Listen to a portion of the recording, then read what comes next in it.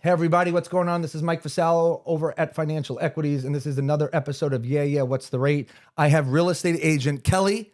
Gatanas. I've been butchering her last name, so that's the way we're going to do it. Okay. Thank you so much for coming on today. Thank you for I having appreciate me. it. You're very welcome.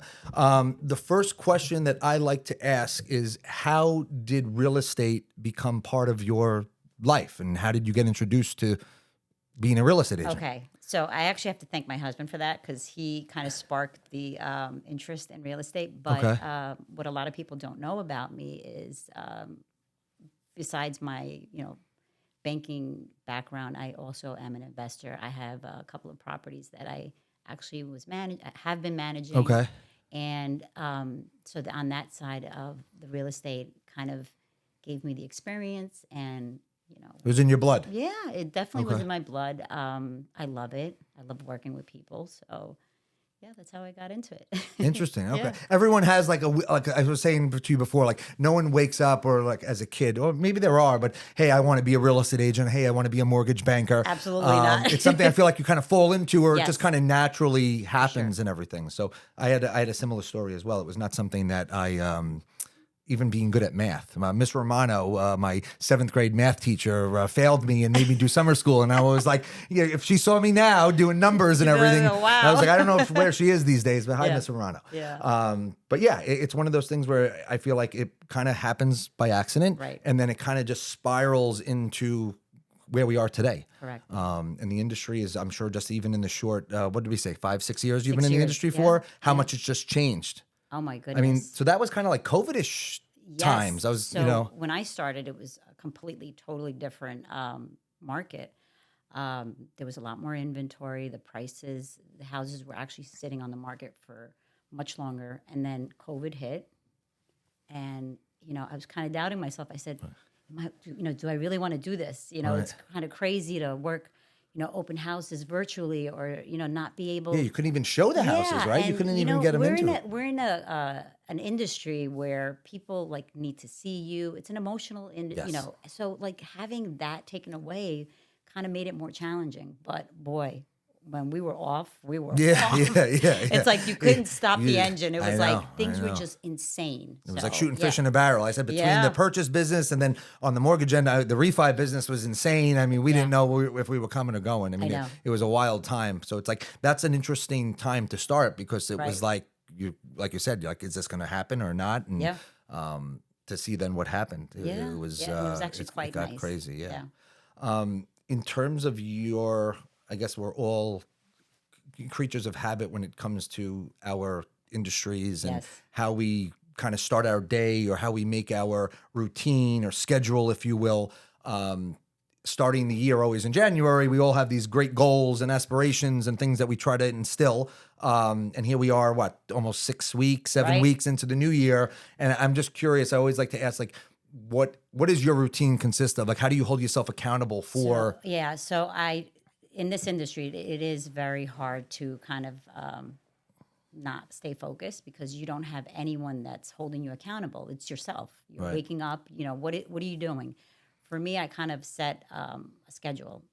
I normally wake up 5:30 to 6 o'clock, which Okay. is crazy because I saw somewhere that if you wake up 2 hours before the competition, you have like a 2 hour Yes, I've head seen start, that. Okay, it makes which sense. I think it was great. So like, I'll drink my coffee, I'll look at my emails, I'll check whatever was pending or whatever's on the market. Okay.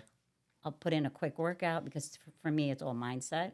it When you starts- kind of go into that, and then that was it. I go into the office. I have a schedule where I'm either cold calling, sending out mailers, Okay. touching my own sphere, which is a huge thing. Consistency. That's it. Yeah. There's no science behind that. It's like just for you to kind of not be lazy. That's what I always say. And it's difficult because it's very easy to get comfortable and absolutely. skip that workout or Yes. sleep that extra hour. And bringing that up, what you said about waking up 2 hours earlier. Right. When you kind of do the math, don't even factor in the weekend, excuse me. Just that's 10 more hours of Absolutely. productivity, just a week times 4 weeks in a month. I mean, that's a lot of extra time by just waking up those 2 extra hours earlier. Absolutely. That, for your competition and even for yourself, that you're bringing to your business, to your life, to your And you're more everything. focused. Yeah. Like, to me, I think, I mean, I know a lot of people say that this industry, it's the weekends. No, it's not. It's every day. It's every day. It's every every day. Yes, hour. it's every You know, day. it's Yeah. like getting that text message, getting that email. You have to make sure you're responding. Yeah, you're on it. Oh, you're Oh my always gosh. on. Yeah, Like, 24/7. people be like, "Oh, you're always not." I don't want to say like you're always out. You're Yeah. always away. You're always doing something. You're Right. networking. I'm like, but that's the business. If you're not doing that, then you're doing something wrong. Because the only way to get in front of people or to let everyone know you're a real estate agent or I'm a mortgage banker Right. is by socializing, by Networking. networking, social media, whatever, mailers, whatever you're doing. Even just, like I said, walking around. Your streets. Supermarkets. Yeah, the supermarket.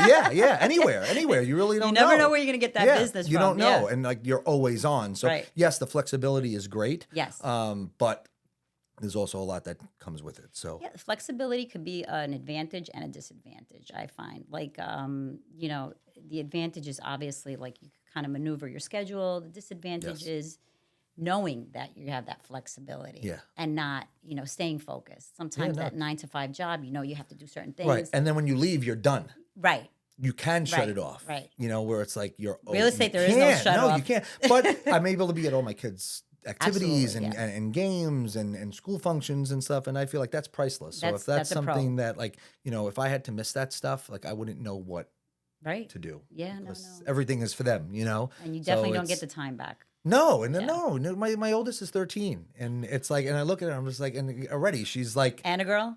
girl, yeah, Oh, wow. 13. I have girl, boy, girl, That's great. and it's just like, yeah, and it's like you blink, and it's Yeah. like I'm still trying to be cool, dad, but at the same time, it's like she wants to do her own thing, and course. whatever. So it's like I got to hold on to them for as long as I She's can, independent, yeah. Yeah, which is great. 100% is yeah. great. I don't want to, For sure. I said I have 3. I said I know one is going to live with me till they're 40 or something like No, that. God, no. I'll help them find a house. Yes. Just call me. Perfect. I'll do their loan.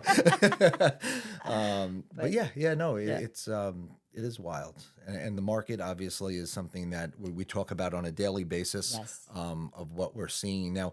Your I don't want to say your network, but your areas. I know obviously we don't discriminate, and we do Montauk to we do Manhattan and everything. everything. Correct. But in terms of like what your like focus, or are you hyper focused to a certain sphere Niche. of area and a niche? To be honest, like I've had listings from Queens all the way out to the Hamptons. Sure.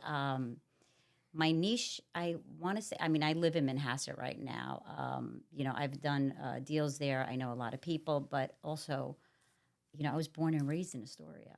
Okay. I know that market very well. And I think what kind of differentiates me is that I can do that commercial deal. I can do that residential because I've had so much experience myself owning like commercial deals, which on the commercial side of the deals, it's less emotional.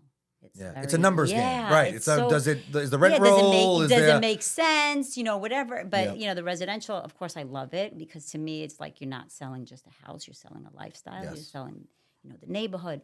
So, like, real estate is so broad. That's why I don't like to kind of put myself in a box. You can't. It's not fun. It's definitely and not commercial fun. to residential is night and day Huge, too, because like huge. you said, it's whether or not like do the numbers make sense. Where Yes. if it's a home, you're like they're looking to raise their family. Correct. Does it? There's stairs, no stairs, ranch, big Yeah. backyard, small backyard. You're emotionally attached to it, where Right. it's not so much a numbers game. It's more of a holding Yes. kind of Yeah, experience. which is rewarding. Like I always Yes. say, like that for me, it's always nice to be appreciated, be 100%. appreciated, by the client to hold their hand, to educate them, Yes. to tell them what you think, and whether they take your, Advice or not. and but at least you're giving them that, Yes. And I don't do so commercial. I don't do. It's not my forte at all. But I Right. know people that are in it and do it on the real estate and the lending, and like you said, it isn't. There's no emotions. And it's definitely a totally different experience, even on like the lending side. It's not such a cookie cutter kind of experience. It's the Wild West. Yeah. Right. We spoke Yes, about that. yes, So, yeah. like, to me, it's a lot more detailed, a lot more paperwork, a lot more that goes into a commercial deal. Right. Which, you got to be experienced on it. And it's a great, for me, it's like seeing the commercial side of where everything is going is phenomenal. Like I said, I grew up in Astoria. 50 years ago. Right. But thinking what it is now and how it's How much elevated. it's Oh my God, changed and even stuff, yeah. Brooklyn, It's parts of crazy, like Long yeah. Island City. I've done deals in Long Island City. That was so Yeah. industrial. And now back you then. look at it. Only if we knew, right? You would have I could have bought bought like everything. 5 Yeah. properties there. Yeah, I know, But, I know. you But know, who who you knew? shoulda, coulda, Yeah, woulda. I mean, yeah, it's crazy. for I mean, sure. I was saying now, like the first house we bought was in East Northport. Yes. We were newly married, had a newborn baby. Yeah. We bought a ranch for $400,000. That same ranch now is like $750,000, and it's just out of control. And that's only 13 years ago. Yeah. My oldest is 13, and it's just like, what is going on? You Well, know? that's why I asked you before, because I obviously have clients that are waiting for this huge reset in the market, and I don't see it. No. Because we discussed it like in 2008. That's what that's what we were discussing. That the mortgage, it was like a demise of everything that was happening. But to me, like fast forward to 2025, I don't see that happening. I It see was the a homes of the different- yeah, prices like yeah. higher, mortgage rates are higher, and Yeah. then you have low inventory. So I don't see that reset that I everyone's don't talking see about. it. So I got into the industry right when after the crash happened. So Right. I'm not versed in what that mortgage market was, Right. which is probably better. For me, I know speaking with people like they're Yeah, like, yeah. oh, it was a lot of fun and stuff, and I was like, yeah, but now everyone Yeah, but crashed look and at that. burned, Right. and no one's in the industry anymore, or very few, I should say. Right. But basically, people were purchasing homes with zero down, or Yeah. very little down. 1 homes, 2 homes, 3 homes, and then on top of that, then leveraging it and taking equity out on homes that were underwater that had no Or having those arms. right. So Which- like that would never happen again because the banking industry is not allowing that type of lending Right. to happen. The no doc loans with no income verification, you're putting down 30-40%. You're not walking away from that. Right, right. Even on FHA and conventional, if you're putting down 3.5%, you're putting down 5%. Your quality, your income, your credit, your assets. I mean, everything is verified. So I mean, you really, really, really have to do something catastrophic for the bottom to fall out Right. for a reset. And then going back to waiting, we had this conversation the other day. So let me ask you a question: the rates are 7%. Let's say they go down to 5%. Do you the see home that? down? Do you I see don't. that happening? I don't. Right. So I Okay. don't. This year, I think the rates are going to be in the 6s. Okay. And to be honest with you, I mean, is it great? No. But if you still don't want to live in mom and dad's basement or you're renting and you want to Right. buy, it's a great time. Right. Because if you wait for like those people that do, when the rates go down, what's going to happen with the values? I think they're going to go up. And I think, so those people that were waiting, let's say last year, the year before, I think now it's like just even more. There's more buyers Pent up. out there. It's pent up because they never Yeah. purchased. So I think people are accepting, the close to 7%, and thinking, okay, it's not going to get better. Let me just This is the reality. pull the trigger and do what I have to do. But that's basically now when you have a conversation with a client, the question is not, hey, what is the interest rate? When is it going to go down? Everyone kind of knows it is what it is. Right. But then they also try to use it as a leverage. I always find that amusing. Yeah. They're like, the rates are like really high. And I'm like, yeah, well, the inventory is really low. Right. And then So, on yeah. the seller side too, it's like, when you have a seller who wants to list, unless they're moving to Florida or going, Correct. now what are they doing? So it's a very difficult time, but you do see things are starting to move, and hopefully when the spring market comes, we'll start to see more inventory. Right. I mean, I have a surplus of buyers, and I'm updating pre-approvals every day So and putting offers in. Are you seeing more pre-approvals going Yes. out than last year? Yes, Okay, yeah, so yeah. that's what So, a lot. I mean, to Yeah. the point where it's like, yes, it's great we're pre-approving these clients, but unfortunately, it's not converting to accepted offers. Right. We're up against cash. We're up against tremendous down payments. We're up against, waiving appraisals, waiving home inspections. So, if you don't have a buyer that's willing to really do that, it's Right. very, very difficult. And on the lending side, when my client puts an offer in as the lender, I call that listing agent. Yes. I go over the pre-commitment that we do. So we don't do a pre-approval. We do something that's called a pre-commitment where not only myself as the loan officer reviews it, it goes to my bank's underwriter That's before awesome. they even have a property. See, that's an advantage. Yeah. And again, it makes our offer, or we hope it to shine a little brighter than someone that maybe has a more generic pre-approval. Right. And willing to really and try to do anything we can to get our clients' offer. I know, but accepted. cash is cash. Like I've Cash is lost, king. Cash I've is lost king. Yes. so many Yeah. deals because You can't we went compete up with that. again. Yeah, Yeah. it's just you can't compete. I've had clients, again, depending on the situation, with parents that had cash would be willing to purchase the house cash for the kids, and then the kids close, and then we refi, and then Right. the kids take a loan. Like, Okay. so that's another strategy. But then you need to have a parent that has, Good mom and dad. 500, 600 million, million dollars laying around and be like, here, let's buy it cash. I think they'll do it just to get them out of the basement. Yeah, if they got it, 100%, yeah. But it's hard. So it is what it is. We roll with the punches. The industry is, like I said, and you've been in it. You've been in it since on the banking side, which I didn't know. Yeah, I mean, even 90, before. Oh my God, 96. Yeah, so I mean, you've seen the ups and downs on the real estate end and the mortgage end. Yeah, I mean, as far as what you're doing on the loan side, definitely tedious. I loved it, but back end office, underwriting, all that stuff was it is. Yeah, unfortunately, we have a great team and great support that makes it look easy. Yeah. But yes, I mean, it definitely is a little bit more. Tedious. And again, the guidelines and everything are so now strict. Correct. There is no area of gray. No. It's like you fit the mold or you don't. Black and white. That's it. That's all it is. So, I mean, those days are really over of having those things where it's like, maybe we could get it to go, maybe we can't. It's like, if you really don't fit it, then it's either another program or there's no program at all. Which I think is great. Because, Which prevents the client that you said, I'm waiting for another reset. There's not going to be a reset because of that, And we don't want that, because if there is a reset, then God knows what's going to happen. We'll do. Right. Maybe I won't be doing mortgages anymore and I'll have to figure something else out. I'll definitely still be doing people always need to sell their homes or buy a home. So that's why I feel like, And again, nobody wants to live in the basement with their family. No. Nobody wants to, rent forever. I mean, the rents right now are almost the prices of mortgage payments. I actually feel so bad for like the younger generation coming in. It's just harder, especially in their late 20s to early 30s.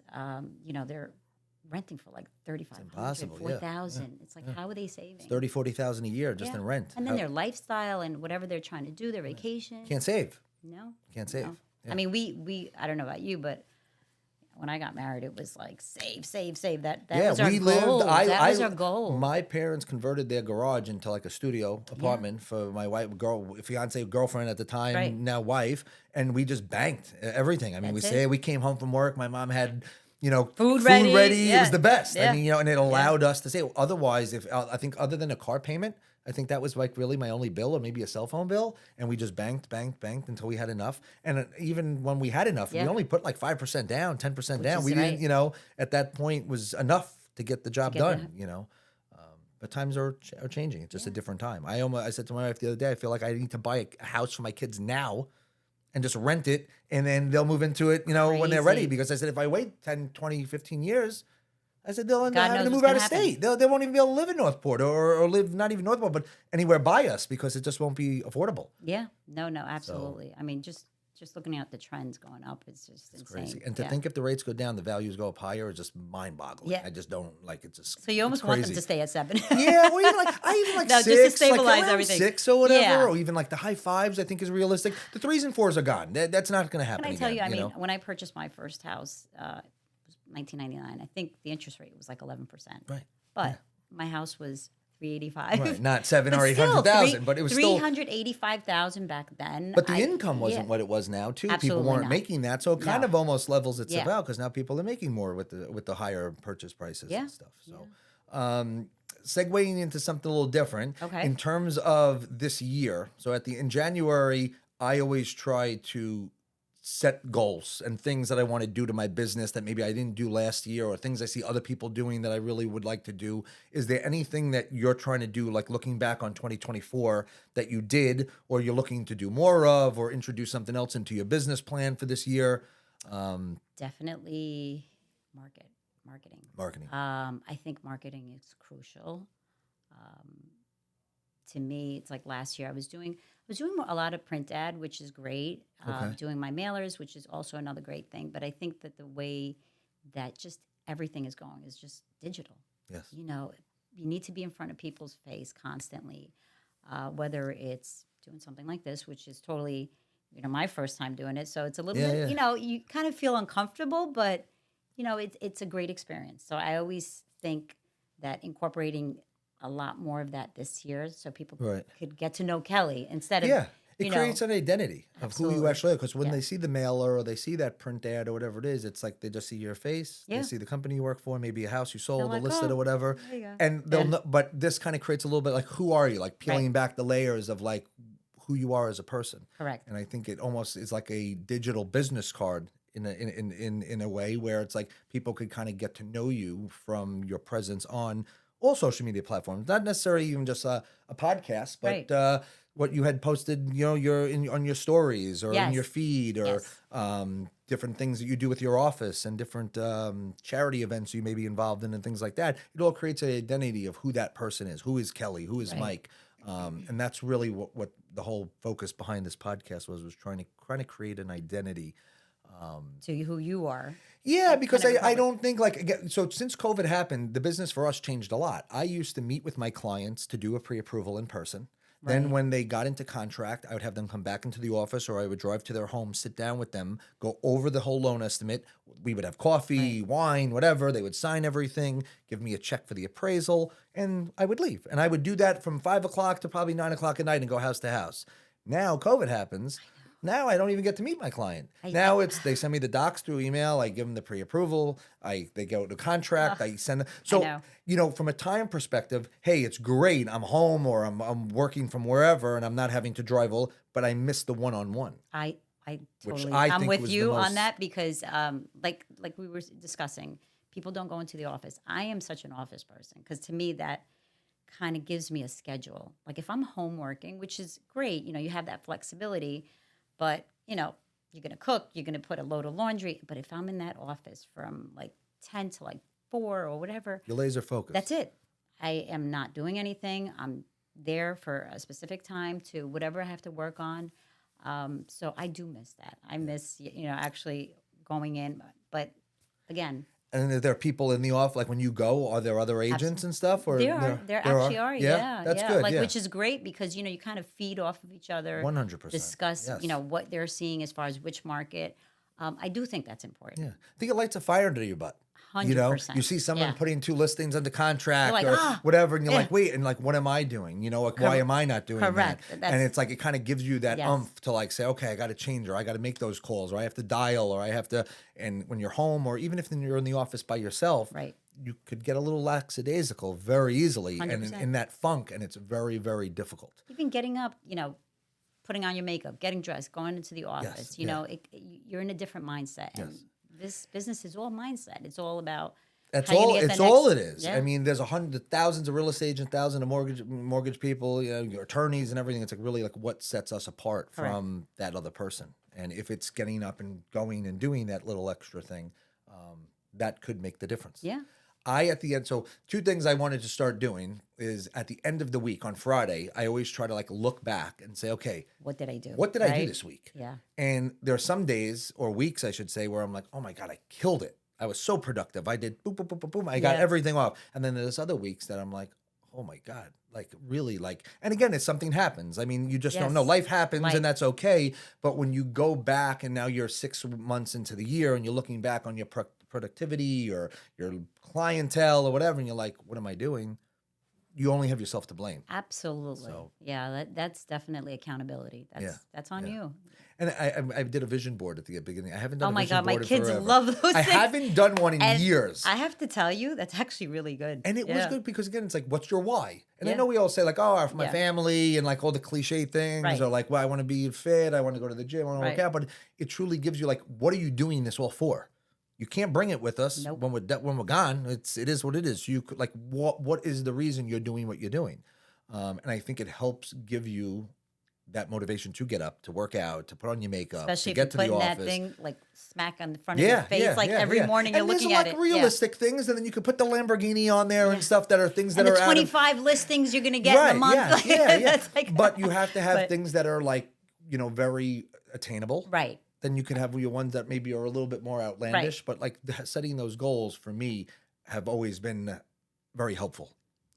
It's true. Yeah. And whether it's a fitness thing, whether it's a material thing, I've gotten better over the years. But I used to be, I still am a little bit material. I'm not going to lie. Yeah. But I would. We all like our nice things, right? I mean, there's nothing listen, wrong with if it. you're working, you got to Yeah. reward yourself at some point. And sometimes I would make that my like I want to get X, Right. and that would be my driving factor. I want to go to that vacation, so I have Yes. to work there. Yeah. right, and it would help propel or give me reason to Right. do what I wanted to do, to make that uncomfortable phone call, to get on this podcast, to do this today. A lot of people were saying like, like you like, oh, you look good when you do it. Like, Yeah, I 'cause you're don't like a know what I'm natural. doing. Thank You're you, natural, but which I is don't great. know what I'm doing, and it's like you had to just rip that Band-Aid off. Absolutely. And it's like you had to get comfortable being Uncomfortable. Yes. My first video, I have to tell you, I was so stoic. I was just like, "Hi, my name is Kelly Gazan," and it's just like your nerves kind of taking over. But then once you get into the hang of it, it kind of just flows. People don't expect you to be perfect. You're not an actor. You're you're doing what you're doing. Real people. Right. Yeah. So they want to see you. They want to see, and that's what I think, and that's what I love.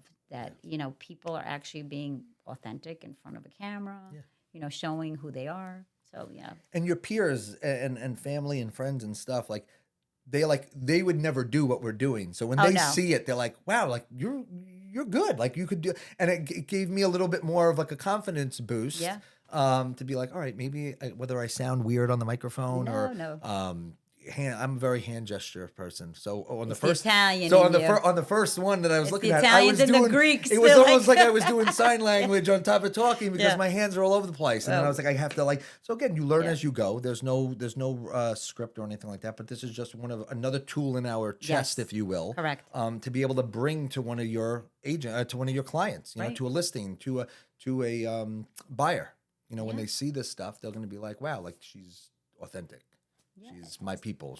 We vibe. We have. Correct. And I think that's the most important thing. I agree. It's not just such for me. It's not a transaction. It's like there's a relationship. Well, I heard once it says you're never going to get rich off of one deal, which is true.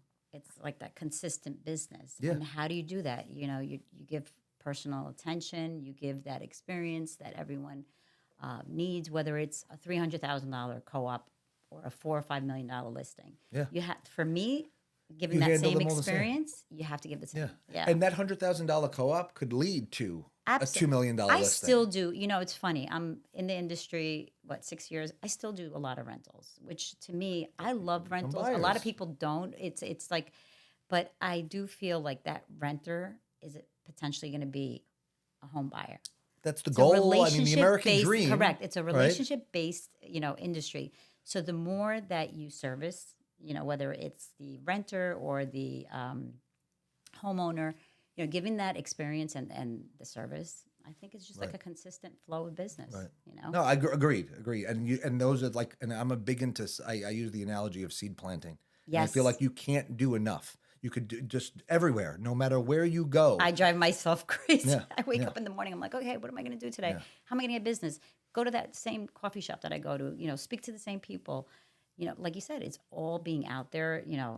Whether it's networking with your with past clients or even networking with colleagues. To me, I think that's also very important. Just even out of state. Having that connection, because you never know when you're going to need that person. And if you have that relationship and you put an offer in on that listing or you do whatever, and hey, Kelly's good people, I know her. Hopefully, maybe that offer will shine a little brighter. And again, it's doing whatever you can.